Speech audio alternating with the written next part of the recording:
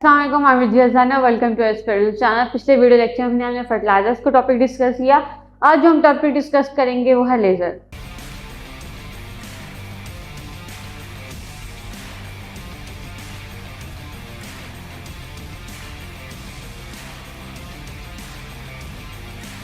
तो सबसे पहले देखते हैं लेज़र। लेज़र क्या है? लेज़र इज दी एब्रिविएशन अगर हम इसकी देखें तो light amplification by the stimulated emission of radiation. Laser एक ऐसी डिवाइस है जो कि लाइट को इमिट करता है थ्रू ऑप्टिकल एम्प्लीफिकेशन, लेकिन जो प्रोसेस है उसके पीछे वो कौन सा है? Stimulated emission. ठीक है, स्टिमुलेटेड इमिशन जब होती है इलेक्ट्रोमैग्नेटिक रेडिएशन की, तो वहां से जो लाइट इमिट होती है उसको हम लेज़र, जो हम उसको बोल रहे होते हैं डिवाइस, उसको बोलते हैं हम लेज़र। अब जो प्रोसेस है, जो फिनोमिना है इस लाइट के पीछे, स्टिमुलेटेड इमिशन। जो स्टिमुलेटेड इमिशन का जो फिनोमिना है, जो हमारा जो प्रिंसिपल था, वो डिस्कवर किया था अल्बर्ट आइंस्टाइन ने। जब वो अपनी क्वांटम थ्योरी ऑफ फिनोमिना जब डिस्कस कर रहे थे, तब उन्होंने स्टिमुलेटेड इमिशन का बताया कि किस तरह से, हम पिछले लेक्चर में भी देख चुके हैं कि किस तरह से जो एटम्स होते हैं वो इमिशन जो होते हैं, लाइट इमिट करते हैं, फोटॉन्स इमिट करते हैं एनर्जी। जब वो हाई एनर्जी लेवल से लो एनर्जी लेवल पे आते हैं तो वो क्या इमिट करते हैं? एनर्जी इमिट करते हैं। लेकिन जब वो लो एनर्जी लेवल से हाई की तरफ जाते हैं तो वहां पे क्या करते हैं? वो एनर्जी एब्जॉर्ब करते हैं। उसी फिनोमेना को जो प्रिंसिपल है वो डिस्क्राइब किया था अल्बर्ट आइंस्टाइन ने। और इसी पे हमारे पास एक डिवाइस है लेज़र। अब लेज़र से जो लाइट इमिट होती है वो बाकी जो हम डिवाइसेस यूज करते हैं लाइट वाली, उससे डिफरेंट कैसे है? तो अगर हम लेज़र की बात करें तो लेज़र से जो लाइट इमिट होती है वो बाकी जो हम लाइट डिवाइसेस यूज करते हैं उससे डिफरेंट इस वजह से होती है क्योंकि जो लेज़र से लाइट हो रही है तो वो कोहेरेंट होती है। ठीक है, कोहेरेंट होती है। अब दो तरह से अब होती है, एक होता है स्पेशियल। हमारे पास अगर हम स्पेशियल देखें पहले, तो कोहेरेंटली जो लेज़र की लाइट है वो स्पेशल इस वजह से है कि जो फोकस करती है वो सिंगल पॉइंट पे। जब आप लेज़र से लाइट को इमिट करवाते हैं, लेज़र लाइट जब ऑन करते हैं, वो जाके टारगेट करती है सिंगल स्पॉट पे। ठीक है, वो एक बहुत ही टाइनी स्पॉट भी हो सकता है, लेकिन वो किसी एक ही स्पॉट पे जाके आपके उसको टारगेट करेगी। इस वजह से ये क्या है? कोहेरेंटली स्पेशियल है। उसके बाद जो इसकी रेंज होती है वो बहुत ही नैरो होती है, तो ये बहुत ही वाइड तरीके से नहीं ट्रैवल कर रही होती है। अब लॉन्ग डिस्टेंस के लिए भी अगर लेज़र लाइट को यूज करेंगे, लेकिन उसकी जो रेंज होगी वो क्या होगी? नैरो होगी। उसके बाद ये कोहेरेंटली स्पेशियल और कोहेरेंटली टेम्पोरल होती है। कोहेरेंटली टेम्पोरल का मतलब है कि ये जो लाइट कलर देती है, जो लेज़र लाइट होती है, वो सिंगल लाइट होती है। सिंगल कलर की लाइट हम लेज़र से इमिट करते हैं, कोई भी हम कलर यूज कर सकते हैं। साथ में जो इसका जो स्पेक्ट्रम होता है वो बहुत ही नैरो होता है। तो इस तरह से जो लेज़र लाइट है वो जो बाकी हम लाइट डिवाइसेस यूज करते हैं उससे डिफरेंट है, क्योंकि यहाँ से जो बीम हम लेज़र की लाइट की इमिट हो रही है वो कोहेरेंटली स्पेशल भी है, सिंगल स्पॉट पे जाके होती है, और साथ ही टेम्पोरल भी है कि उसमें हम सिंगल कलर यूज कर सकते हैं। उसके बाद हम डिस्कस करते हैं कंपोनेंट्स लेज़र सिस्टम का। जो हम लेज़र सिस्टम यूज करते हैं, किस तरह से लेज़र जो लाइट है वो इमिट होती है और कौन कौन से कंपोनेंट्स इसमें इन्वॉल्व हैं। सबसे पहले हम देखते हैं एम्पलीफाइड मीडियम। इसको हम गेन मीडियम भी बोलते हैं।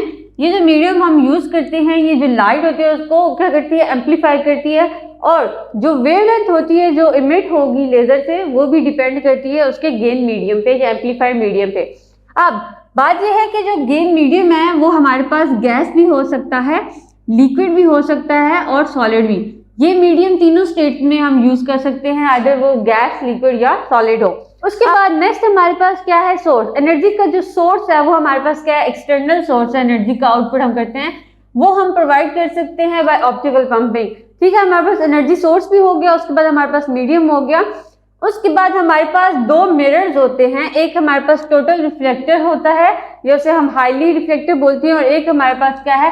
Partial reflector and partial transparent. ठीक है, दो हमारे पास मिरर्स हैं। अब जो डिस्टेंस होता है बिटवीन दी टू मिरर्स, उसको हम बोलते हैं लेजर कैविटी या फिर ऑप्टिकल कैविटी। इसको हम ऑप्टिकल कैविटी भी बोलते हैं और लेजर कैविटी भी और रेजोनेटर भी बोलते हैं। ये इसके तीन नाम है कि जो स्पेस होती है बिटवीन द टू मिरर्स उसको हम ये कैविटी बोलते हैं। जो लाइट होती है उसको बैक और फोर्थ में क्या करती है? बाउंस करती रहती है बिटवीन द मिरर्स इस कैविटी में। अब हमने जो दो मिरर्स यूज किए हैं, एक है टोटल रिफ्लेक्टर, एक हमारे पास क्या है? Partial reflector and partial transparent. जो हमने एनर्जी सोर्स यूज किया है उससे एनर्जी जब हमने दी मीडियम में, वो क्या हुई, लाइट एम्पलीफाई हुई और बाउंस की बैक एंड फोर्थ। अब ये हमारे पास जो पार्शियल रिफ्लेक्टर जो हमारे पास है मिरर, ये वाला, इसका क्या है, जिसको हम आउटपुट कॉपलेट भी बोलते हैं, इसका फंक्शन क्या होता है कि जो लाइट एम्पलीफाई हुई है उसका सिर्फ पोर्शन जो होता है एम्पलीफाई लाइट का, सिर्फ उसको यहाँ से पास होने देती है। जब पोर्शन ऑफ लाइट जो होती है वो इमिट होती है, उससे क्या होगा कि वो जो लेजर की जो हम देखते हैं, जब हम लेजर ऑन करते हैं, जो बीम ऑफ लाइट, एक हमारे पास नैरो सी लाइट होती है, वो जो जहाँ से रिलीज करती है, जिसकी वजह से वो हमारे पास क्या है, पार्शियल रिफ्लेक्टेड मिरर है। ये जो मिरर है वो सिर्फ लाइट के सिर्फ हाफ पोर्शन को ही अलाउ करता है पास करने का, जिसकी वजह से जो हमारे पास आउटपुट आता है वो हमारी क्या होती है, लेजर लाइट होती है। तो ये थे लेजर सिस्टम के मेन कंपोनेंट्स की, किस तरह से एक एनर्जी सोर्स, एक इंटरनल सोर्स हम यूज करते हैं और एक मीडियम वो एम्पलीफाई होती है और दो मिरर्स के दरमियान में बैक एंड फोर्थ बाउंस करती है, और जो टोटल या जो हाफ हमारे पास पार्शियल रिफ्लेक्टेड है मिरर, वो सिर्फ हाफ पोर्शन को अलाउ करता है लाइट को पास करने से, और इस तरह से हमारी लाइट जो होती है वो इमिट होती है। आगे हम देखते हैं कि लेजर जो टेक्नोलॉजी है, लेजर लाइट है, उसको हम किस तरह डिफरेंट टेक्नोलॉजी में, डिफरेंट एरियाज में, रिसर्च एरियाज में किस तरह से यूज करते हैं। एप्लीकेशन डिस्कस करने से पहले हम दो फिनोमेना की देख लें, इनमें डिफरेंस क्या है। तो अभी हमने जो लेजर की टेक्नोलॉजी की बात की वो डिपेंड करती है स्टिमुलेटेड इमिशन पे। स्टिमुलेटेड इमिशन हमने देखा कि जब हम कोई एक्सटर्नल सोर्स देते हैं, उसकी वजह से क्या होता है कि जो एटम्स और मॉलिक्यूल्स होते हैं वो फोटॉन्स रिलीज करते हैं। लेकिन जब ये फिनोमेना हम स्टिमुलेटेड इमिशन का हो रहा होता है, कि तो ऐसा भी होता है कि उस मीडियम में स्पॉन्टेनियस इमिशन भी हो रहा होता है। कोई हम एनर्जी, कोई एक्स्ट्रा सोर्स नहीं दे रहे होते, एक्सटर्नल स्टिमुलेशन नहीं दे रहे होते, फिर भी वहाँ के जो एटम्स और मॉलिक्यूल्स हैं वो फोटॉन्स रिलीज कर रहे होते हैं। जो रिएक्शन स्पॉन्टेनियसली हो रहा होता है, इमिशन हो रही होती है, उसको हम क्या बोलते हैं, स्पॉन्टेनियस इमिशन। और जो हम खुद से एक्सटर्नल स्टिमुलेशन प्रोवाइड करके, सोर्स प्रोवाइड करके फोटॉन्स इमिट करवाते हैं किसी एटम या मॉलिक्यूल्स में से, उस प्रोसेस को हम क्या बोलते हैं, स्टिमुलेटेड इमिशन। और जो रैंडमली हो रहा होता है उसको हम क्या बोलते हैं, स्पॉन्टेनियस इमिशन। उसके बाद डिस्कस करते हैं एप्लीकेशंस ऑफ लेजर। तो सबसे पहले हम इसकी कम्युनिकेशन में अगर हम देखें तो ऑप्टिकल फाइबर कम्युनिकेशन में क्या होता है कि हम बहुत सारे मैसेज जो होते हैं, इंफॉर्मेशन होती हैं, वो हाई स्पीड पे सेंड करते हैं from one place to another, और बहुत ही लॉन्ग डिस्टेंस में। वहाँ पे जो टेक्नोलॉजी हमारे पास यूज हो रही है वो है लेजर टेक्नोलॉजी, फाइबर सिस्टम है। उसके बाद मेडिकल एप्लीकेशंस, अगर हम मेडिकल एप्लीकेशंस में देखें तो बहुत ज़्यादा सर्जरीज में हम ये यूज़ करते हैं, कटिंग वगैरह के लिए, कॉटराइजेशन के लिए, और सर्जरीज में बहुत सारे जो पार्ट्स रिमूव करने होते हैं उसके लिए। उसके बाद हम बहुत ज़्यादा डर्मेटोलॉजी में अगर हम देखें तो टैटू रिमूव करने के लिए, स्किन सर्विसिंग वगैरह के लिए हम यूज़ करते हैं। और अगर हम आई की सर्जरी देखें, लेजर सर्जरी अगर हम देखें, विजन करेक्शन के लिए हम जो यूज़ करते हैं, उसमें जो टोटली यूज़ होता है वो किसका होता है, लेजर टेक्नोलॉजी का यूज होता है। साथ ही डेंटल प्रोसीजर्स में, जिसमें टीथ वाइटनिंग होगी, हमारे पास जो कैविटी ट्रीटमेंट्स होते हैं, और कोई डेंटल सर्जरीज हैं जहां में हम किसका यूज करते हैं, लेजर का। नेक्स्ट है हमारे पास manufacturing and material processing.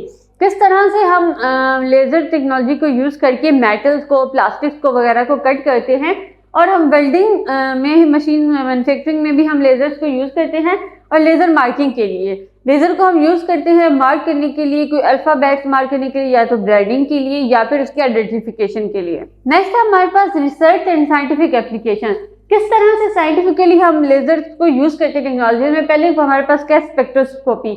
Ledgers को हम यूज करते हैं, ऐसे टूल्स हैं जिन्हें हम स्पेक्ट्रोस्कोपी में, जब हमें किसी मटेरियल की कंपोजिशन को मालूम करना होता है, उसको आइडेंटिफाई करना होता है, उसको एनालाइज करने के लिए हम यूज क्या करते हैं, स्पेक्ट्रोस्कोपी, जिसमें हम किसका यूज करते हैं, लेजर टेक्नोलॉजी का।